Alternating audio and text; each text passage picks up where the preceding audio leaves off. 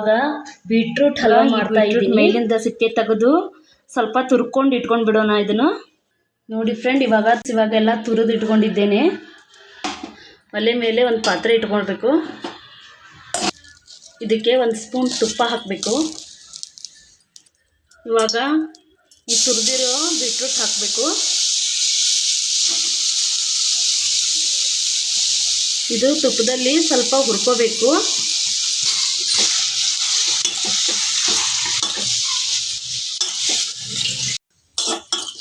ನೋಡಿ ಫ್ರೆಂಡ್, ಇದು ಸ್ವಲ್ಪ ತುಪ್ಪದಲ್ಲಿ ಹುರ್ಕೊಂಡ್ರೆ ನೀರು ಬಿಡುತ್ತೆ. ಇದು ನೀರು ಬಿಡಬೇಕು, ಅಲ್ಲಿ ಮಟ ಹುರ್ಕೋಣ. ನೋಡಿ, ಇವಾಗ ತುಪ್ಪದಲ್ಲಿ ಚೆನ್ನಾಗಿ ಹುರ್ಕೊಂಡಿದ್ದೀನಿ. ಇವಾಗ 1 ಬಟ್ಲು ಹಾಲು ಹಾಕೋಣ.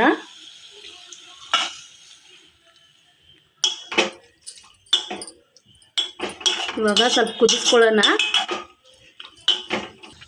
ಇವಾಗ ಹಾಲಿನಲ್ಲಿ ಕುದೀತಾ ಇದೆ. ಇವಾಗ 4 ಸ್ಪೂನ್ ಸಕ್ಕರೆ ಹಾಕೊಳ್ಳೋಣ.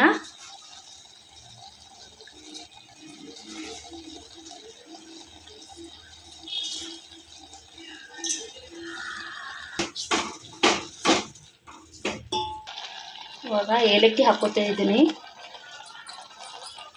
ಇವಾಗ ಇನ್ನೊಂದು ಸ್ಪೂನ್ ತುಪ್ಪ ಹಾಕೊಳ್ಳೋಣ.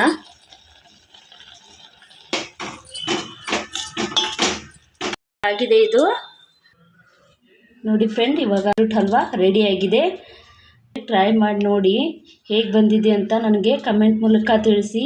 ಪ್ಲೀಸ್ ಲೈಕ್ ಆ್ಯಂಡ್ ಶೇರ್ ಮಾಡಿ, ಹಾಗೆ ಸಬ್ಸ್ಕ್ರೈಬ್ ಮಾಡಿ.